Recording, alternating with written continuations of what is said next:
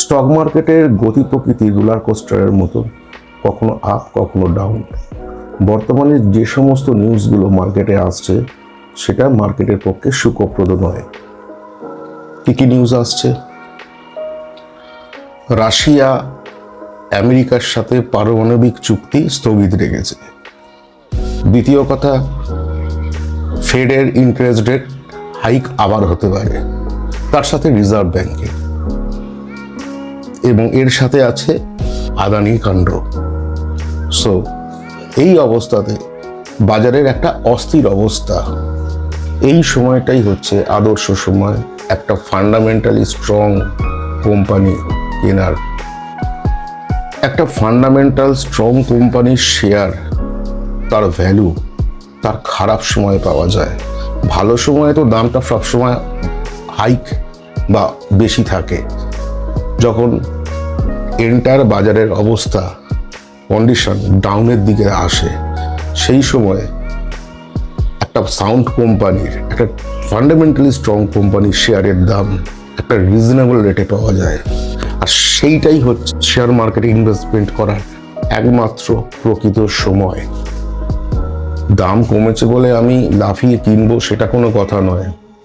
সেখানে কতগুলো technical parameter আছে, টেকনিক্যাল চার্ট আছে, সেটা যখন বলবে কেনার জন্য তখনই আমি কিনবো। হ্যালো, আমি চঞ্চল, স্বাগত আপনাদের ইনভেস্টোপেডিয়া চ্যানেলে। এই ভিডিওতে আমি 3টি এমন স্টক দেখাবো যেটা ফান্ডামেন্টালি সাউন্ড এবং টেকনিক্যাল স্ক্যানারেও এই অবস্থাতে ফর লং টার্ম আমরা নিতে পারি বা নেবার বিবেচনা করতে পারি। কারণ এই স্টকগুলো সিলেক্ট করেছি তার first reason strong fundamental, second reason good business prospect, third reason high growth potential, fourth reason high ROE and ROCE, fifth reason higher operating profit margin, and six reason low debt to equity ratio.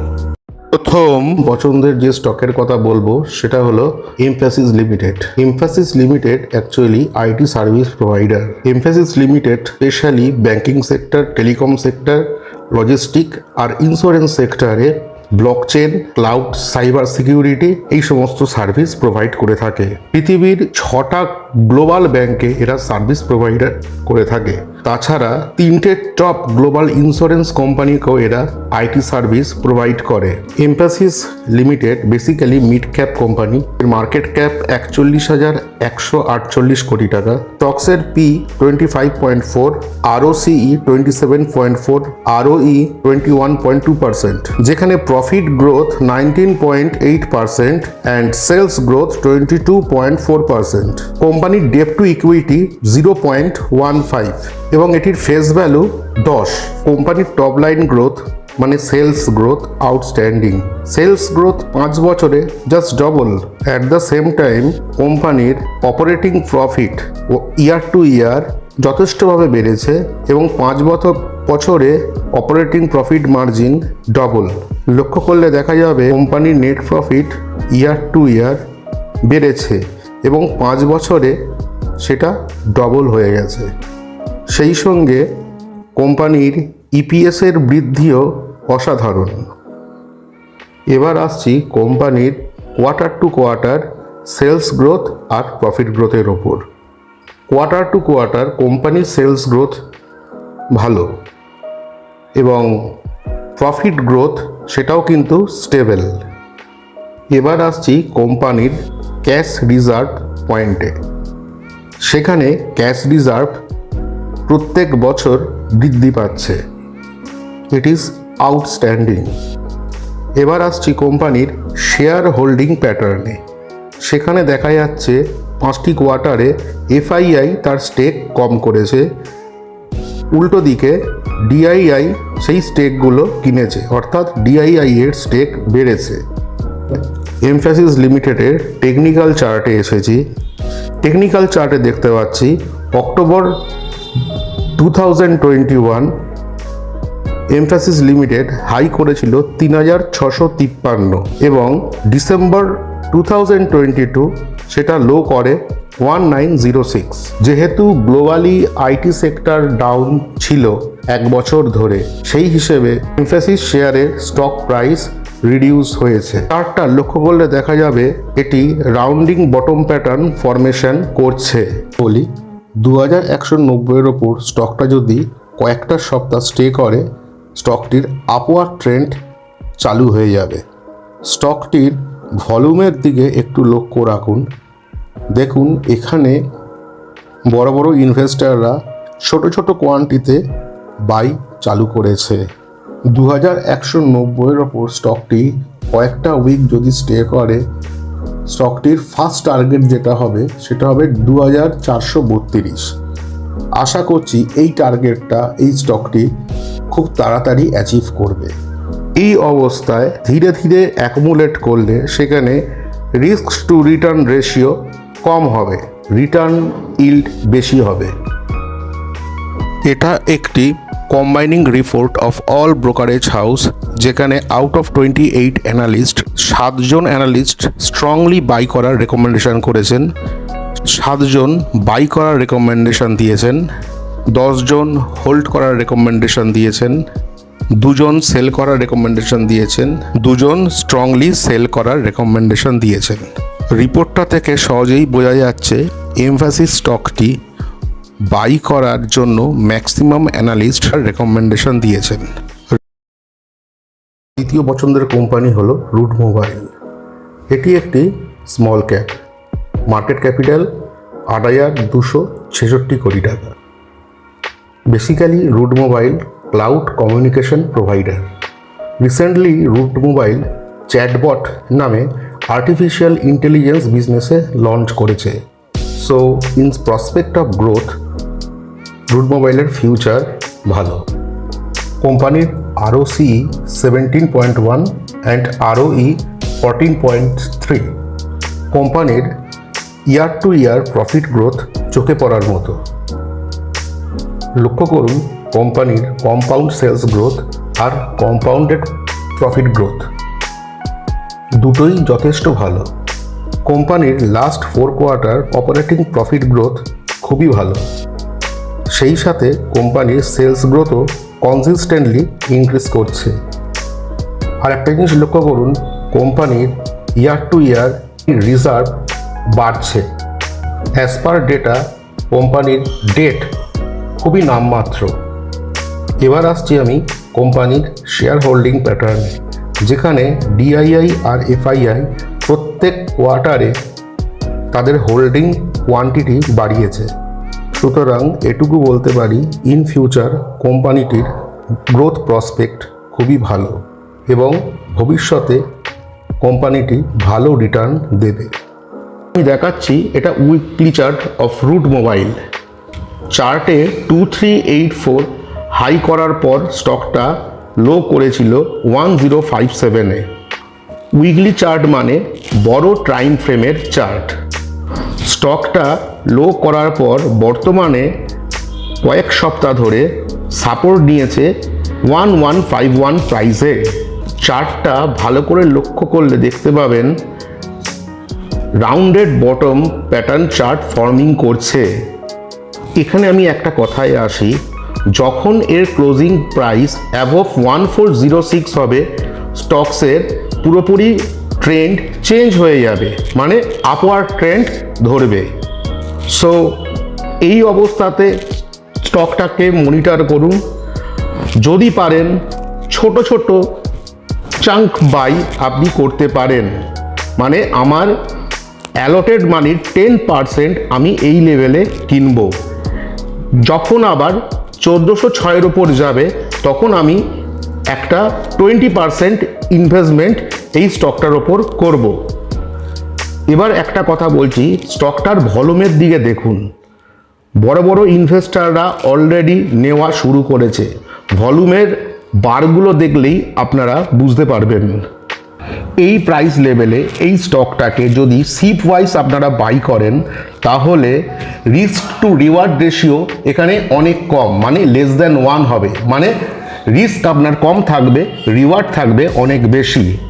এবার brokerage রিপোর্টটা দেখুন।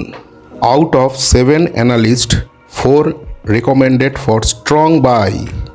দুজন analyst buy করার recommendation দিয়েছেন। So in conclusion we can say Route Mobile is in favour of buying. আমার পছন্দের third company হলো Sona BLW. Mainly কোম্পানিটি অটো অ্যান্সিলারি সেক্টরে কাজ করে। ইলেকট্রিক ভেহিকেল সেগমেন্টে as a auto ancillary company হিসেবে সোনা বিএলডব্লিউ একটি বড় নাম। কোম্পানির হিস্ট্রি খুললে দেখা যায় 1995-এ সোনা বিএলডব্লিউর জার্নি শুরু হয়। প্রথমে এই কোম্পানিটির নাম ছিল সোনা, এরপর 2013 সালে এর নাম হয় সোনা বিএলডব্লিউ। শুরুতে কোম্পানির প্রোডাক্ট ছিল ডিফারেন্সিয়াল গিয়ার। পৃথিবীতে 2-3টে কোম্পানি আছে যে সমস্ত কোম্পানিতে প্রিসিশন ফরজিং টেকনোলজির ওনারশিপ আছে, তার মধ্যে সোনা বিএলডব্লিউ হচ্ছে অন্যতম। 2019 সালে সোনা বিএলডব্লিউ কমস্টারকে অ্যাকোয়ার করে। এরপর এর নাম হয় সোনা কমস্টার। কমস্টারকে অ্যাকোয়ার করার পর থেকে সোনা বিএলডব্লিউ ধীরে ধীরে ডিফারেন্সিয়াল অ্যাসেম্বলি সাপ্লায়ার হিসেবে পরিচিতি লাভ করে। এটাকেই বলা হয় horizontal integration of a company. কেননা শুরুতে এর প্রোডাক্ট রেঞ্জ ছিল 2টো, কিন্তু তারপর দেখা যাচ্ছে এর প্রোডাক্ট রেঞ্জ হয়ে যায় ওয়াইড। এটাই হলো হরাইজন্টাল ইন্টিগ্রেশনের রেজাল্ট্যান্ট। এবার আসছি কোম্পানির বেসিক ফান্ডামেন্টালের ওপর। কোম্পানিটি basically mid cap, market cap 27,145 crore। কোম্পানির ROCE 21.5%, return on equity 20.6%, profit growth 23.3%, sales growth 16.7%, outstanding. কোম্পানির ফেস ভ্যালু 10 এবং debt to equity 0.12, that is very very less. একটা কথা না বলে থাকতে পারছি না, 5 বছরে কোম্পানির profit growth 50.2%, it is outstanding. এবার আসছি আমি কোম্পানির কোয়ার্টার টু কোয়ার্টার রেজাল্টে। এখানে দেখা যাচ্ছে quarter to quarter sales growth that is excellent. Quarter to quarter profit মার্জিনও খুবই সুন্দর। তার সাথে net profit quarter to quarter increase হচ্ছে এবং ইপিএসও বাড়ছে। কোম্পানির year to year sales growth সেটা অসাধারণ। 5 বছরে সেলস গ্রোথ প্রায় 4 টাইমস বেড়েছে। অপারেটিং প্রফিট 5 বছরে প্রায় 5 টাইমস বেড়েছে। এবার আসছি কোম্পানির কম্পাউন্ডেড সেলস গ্রোথ আর কম্পাউন্ডেড প্রফিট গ্রোথে, যেটা খুবই সুন্দর। লক্ষ্য করে দেখুন, কোম্পানির রিজার্ভ প্রত্যেক বছর বাড়ছে এবং সেখানে ডেপ্ট খুবই নগণ্য, ডেপ্ট খুবই কম। তার ফলে ডেপ্ট টু ইকুইটি এখানে 1-এর থেকে কম। একটা সোনা বিএলডব্লিউর উইকলি চার্ট। এই উইকলি চার্টের এবার টেকনিক্যাল অ্যানালাইসিস করব। চার্টে দেখতে পাচ্ছেন অন ডিসেম্বর 21 707-এ সোনা বিএলডব্লিউ টপ করেছিল। এরপর সোনা বিএলডব্লিউর শেয়ারের দাম পড়তে থাকে। লাস্ট ডিসেম্বর 22-তে 397 লো টাচ করেছে। চার্টে আমি একটা ডাউন ট্রেন্ড ড্র করেছি। ভালো করে লক্ষ্য করলে দেখা যাবে এই বছর ফেব্রুয়ারি মাসের পর থেকে যতগুলো উইক আপ টু নাও সোনা বিএলডব্লিউ ট্রেন্ড লাইনের ওপরে ক্লোজিং দিচ্ছে। এটা একটি উইকলি চার্ট। চার্টটিকে ভালো করে দেখলে বুঝতে পারবেন সোনা বিএলডব্লিউ রাউন্ডিক্যাল বটম ফরমেশন করছে। চার্টটিকে অ্যানালাইজ করলে বুঝতে পারবেন 487-তে সোনা বিএলডব্লিউর একটা স্ট্রং রেজিস্ট্যান্স আছে। সো এই রেজিস্ট্যান্স ভেঙে সোনা বিএলডব্লিউ যদি 487-র ওপর 2-3টে উইক স্টে করতে পারে, সেখানে সোনা বিএলডব্লিউর পজিটিভ ট্রেন্ড শুরু হয়ে যাবে। অর্থাৎ সোনা বিএলডব্লিউকে 487-র ওপর ক্লোজিং দিতে হবে কয়েকটি সপ্তাহে। ফর লং টার্ম ইনভেস্টার এই অবস্থায় যদি আমরা ছোট ছোট কোয়ান্টিটিতে বাই করি সেক্ষেত্রে আমাদের রিস্ক টু রিওয়ার্ড রেশিও কম হবে। আর একটা জিনিস লক্ষণীয়, স্টকের ভলিউমটা দেখুন। অলরেডি বড় বড় ইনভেস্টাররা এই স্টকে পজিশন নেওয়া শুরু করে দিয়েছে। সো ব্যক্তিগতভাবে আমি এই স্টকে খুবই bullish. Combining report of all brokerage houses regarding Sona BLW. এখানে দেখতে পাচ্ছেন out of 14 analyst 6 are recommended for strong buy, 3 analyst are recommended for buy, 2 analyst recommended for hold and 3 analysts recommended for sell. So maximum analysts recommended for buying in favor of Sona BLW.